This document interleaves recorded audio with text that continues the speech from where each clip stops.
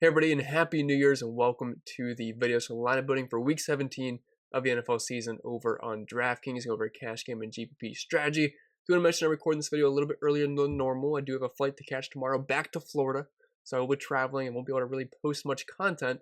So I'm recording this a little bit earlier, so hopefully you don't miss any of the news that pops up throughout the week. And I think for the most part, I'm able to cover most of the moving pieces that could potentially change the slate on Sunday, outside of any random COVID positive tests, which could completely change things. But as of right now, we have no idea of knowing if that's going to happen. So it's just unfortunate circumstances for us.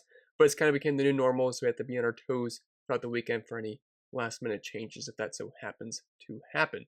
But my core plays video posted later in the day tomorrow, probably earlier than normal if you want to check that out. If you do find this video helpful in any way possible, make sure you leave a like, subscribe to the channel if you haven't yet already. Don't just cover NFL content, do NBA over on Patreon only because NBA is crazy. Then I also do the MLB and NASCAR over on the YouTube if you want to check that out. So if you watch the videos every single week and you haven't subscribed yet, you might as well do it and help me out.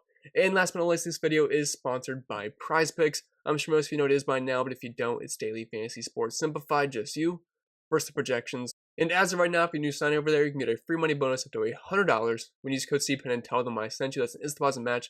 And also, if you're watching this on New Year's Eve, they're running a promo where any 5-pick flex play can win up to 22x in honor of the new year instead of 10x. So if you want to try it out, make sure you use code CPEN, use that free money bet, and try to win up to 22x your buy-in, which is an absolutely insane promo.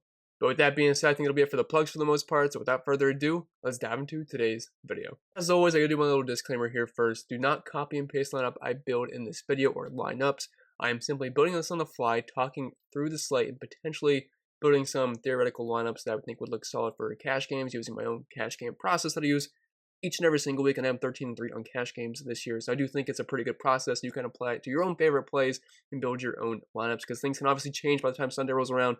I base things off ownership projections, my optimizer, and things like that. So make sure you use your own judgment and you can apply some of the tips I use here into your own lineups on Sunday. So anyway, if we are building a theoretical cash game lineup, the first thing I do is always skip right over to the running back position because quarterback, wide receivers, maybe wide receiver 3, tight end, defense, those guys can be not last piece fits, but they can definitely be secondary thoughts instead of running backs because running backs are the most important pieces to our lineup. We typically play 3 of them every single week as I always pretty much go through running backs in cash games. There was one week where I didn't. It worked out, but I didn't feel great about it. Just wasn't many great running back plays, but I always start with the running back position because I want to make sure that the guys I want, not last piece fill-ins. I don't want some random 4,400 running back that maybe gets 27% of the snaps. I need the guys I want that I can get the rock, good game environments, good prices, decent matchups, and just plenty of opportunity because that's the most important thing when it comes to cash games is getting guys that are in good volume spots at pretty fair price points.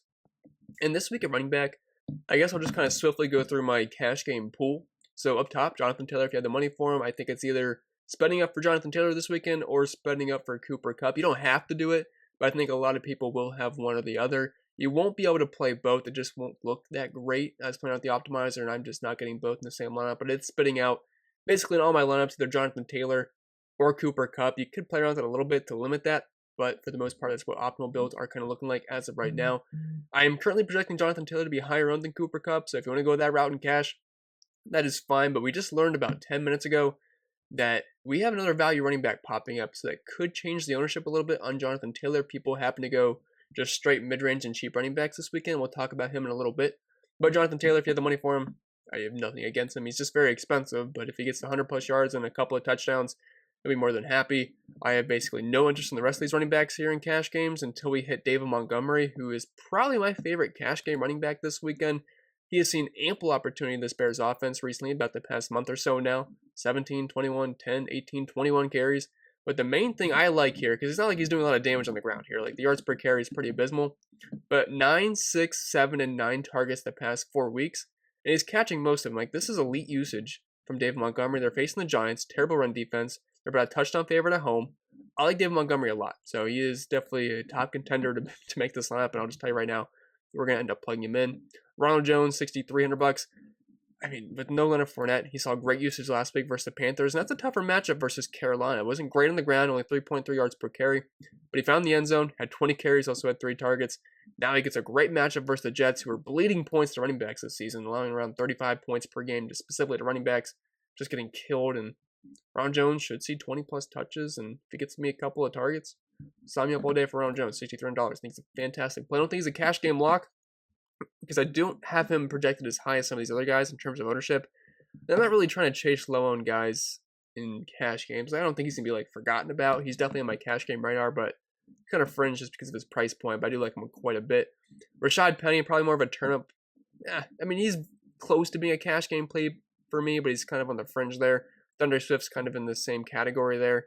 Scrolling down even more, Sonny Michel. I think he's basically a cash game lock at $5,800, just really cheap, and he's going to get all the work with no Cam Akers, potentially, probably. Even if he was able to play, it sounds like that's very unlikely, but if he was able to play, coming off the Achilles injury, he's going to get like probably less than 5 touches. You can't really rush someone back from that. That's a very serious injury, especially for a running back.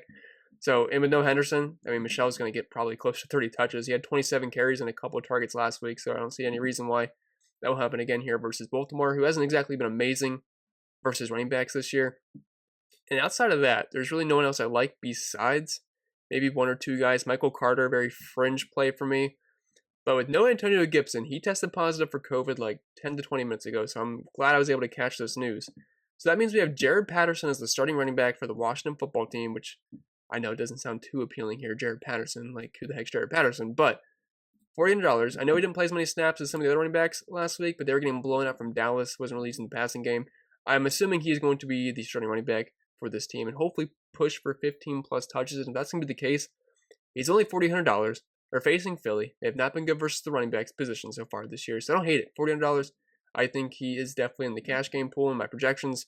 Don't hate him around 13-ish points, which, but otherwise, that's not too bad compared to some of the running backs on this slate. So that was kind of sifting through the running back cash game pool. So I already talked about David Montgomery. I'm going to plug him in for sure. And another guy for sure I want in right now is Sonny Michel at $5,800, who just going to be the clear-cut back here on a good offense facing a defense that has been struggling recently.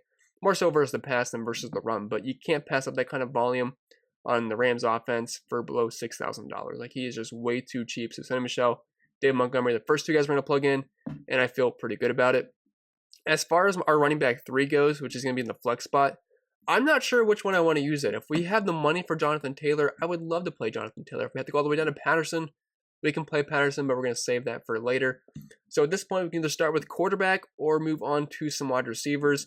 And just to make it easy, there's one wide receiver that's basically a lock this week. I'm currently projecting him to be the highest owned player on the entire slate, although, unfortunately, he now has the questionable tag popped on him because he did tweak his ankle in practice.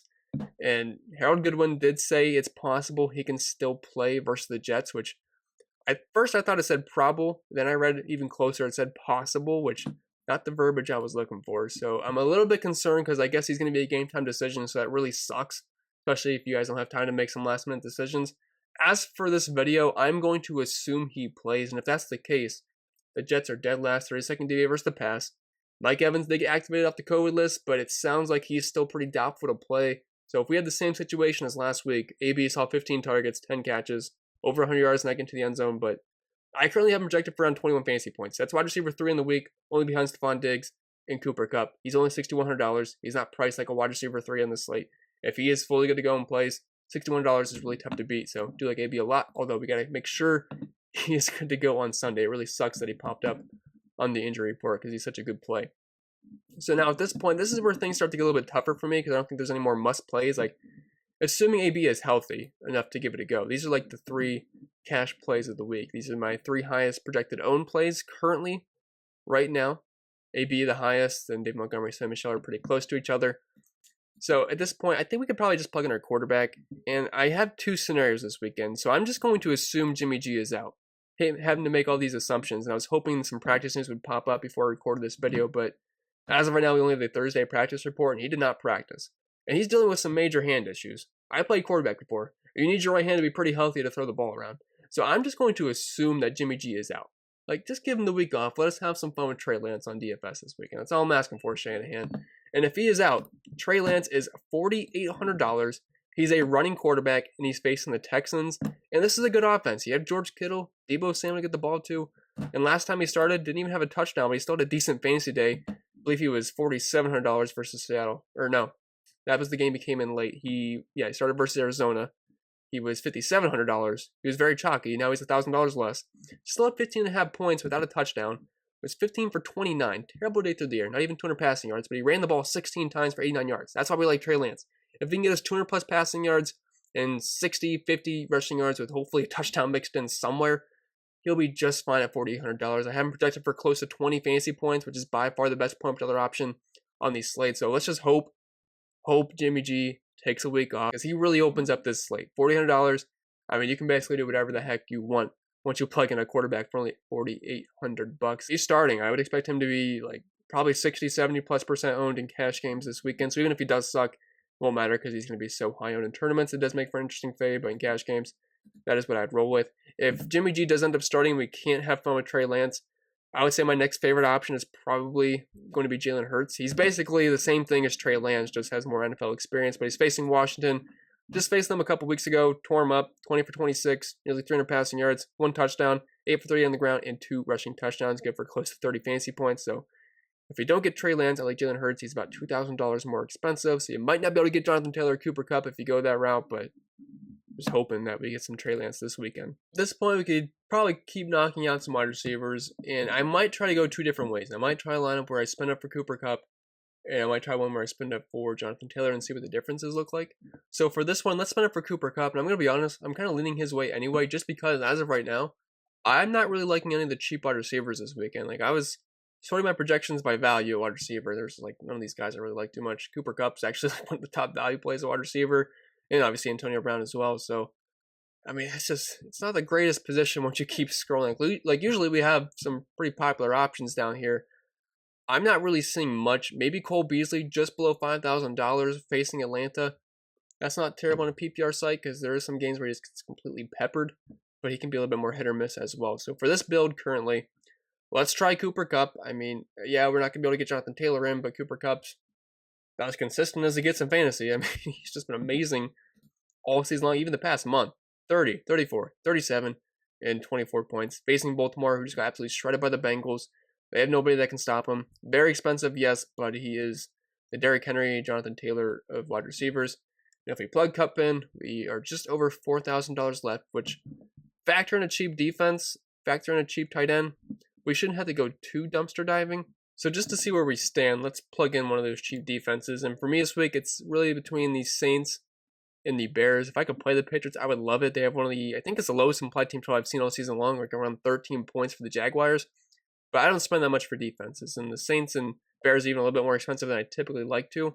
But since we have David Montgomery, it's pretty decent correlation to have the Bears defense with him, even though he'll be using the passing game, even if they are trailing, so it doesn't really matter too much. But plug in the Bears, facing the Giants, very low implied team total against them, just very awful offense they're facing. So we'll have around just under $5,000 left. We'll plug in a cheaper tight end.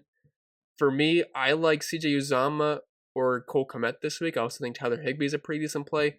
I like Kmet more than Uzomah, but if I had to save an extra $100 to get down to Uzomah from Kmet, I'm not going to complain too much. So we're going to plug in Kmet for right now. And he gets decent targets for his price point. The guy's not a bad tight end. 5, 9, 5, 7, 11 targets. Like, that's not bad for his price. I honestly think he should be a little bit more expensive. And projections do like him. And the Giants haven't been that great versus tight ends this season anyway. So we're left with around $5,500 left for wide receiver and flex. Just to get my third running back in, I want to make sure I get one of the guys at least like in. I don't think we can go with a Ronald Jones. I don't think, obviously can't fit a Jonathan Taylor. If you try to plug Jonathan Taylor in, you're left with $1,700 left. So that's what I'm saying. You really can't build a lineup with those two in unless you really make some sacrifices elsewhere, which I just don't really think is the best way to go. If you wanted to plug in, sorry, let me pull up the running back spot here so I get those wide receivers out of the way. If you want to plug in Ronald Jones, it's viable. You have $4,400 left. I don't really like any of the wide receivers down there, but it's certainly doable. But for me personally, I might just go all the way down low and fit in a guy like Jared Patterson in. Like, I'm not super confident in Jared Patterson, but as of right now, he's not projecting too poorly. I'm not sure how used he's going to be in the passing game. We did see Williams get a couple of targets last week. They did outsnap him as well, but again, they were getting blown out. I feel like Patterson, as long as the game's closer, should have the larger role. And if you do happen to go that route, you're left with just under $6,000 for the wide receiver 3 spot, which there's a couple decent guys there. I wouldn't really want to play Brandon Ayuk, even though we do have Trey Lance. I'm just fine playing him naked, but you have Michael Pittman here. You have Christian Kirk, DJ Moore, Odell Beckham Jr. We're actually just missing out on a couple of 6K guys I like. So if you wanted to drop from Cole Kmet here and plug in CJ Uzomah, like I said, I don't really have too much of a I don't really have a strong stance on either of the two. I just think they're the two best value plays at tight end. If you wanted the extra $100, you get left with Brandon Cooks, who I think is a great play. You have Amon-Ra St. Brown with Tim Boyle, which does not ever sound that great, but he's facing Seattle, and he started 11 targets and 9 catches last week with Tim Boyle and a touchdown. I think he's actually been really good the past 4 weeks, getting plenty of targets. I'll let you guys use your imagination, plug in whoever you like there, but I don't think that's a bad-looking lineup. You have Trey Lance at quarterback, assuming Jimmy G is out, David Montgomery, Sonny Michel, Antonio Brown, Cooper Kupp, Uzomah, just kind of a fill-in tight end, Patterson, cheap running back 3 that should get us close to 15 touches, hopefully more. We'll see how the game flow goes, but facing a pretty bad Philly defense versus the run this year. And the Bears defense, just because they're facing the Giants. Now, if you wanted to go Jonathan Taylor over Cooper Kupp, we're going to get rid of Patterson here, get rid of Kupp, obviously. We're going to plug in Jonathan Taylor, obviously, in the flex spot. And we're going to save $500, so we'll have a little bit more money to spend around with, but it is going to change the roster construction a little bit. I'd still try to get Cole Kmet in there because I do prefer him over Uzomah, but again, I do not mind having to drop down one more if need be. So we're left with $5,600 left. If we plug in, say, a guy maybe like Cole Beasley, if you wanted some exposure to the Buffalo Bills this week, I'm not like super confident Beasley, but it does leave you $6,300 left, which can get you the same wide receivers we just talked about.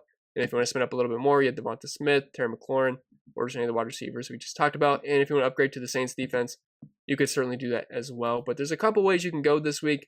I think we have a solid core, but figuring out the rest of the lineup is where it gets a little bit tricky this week.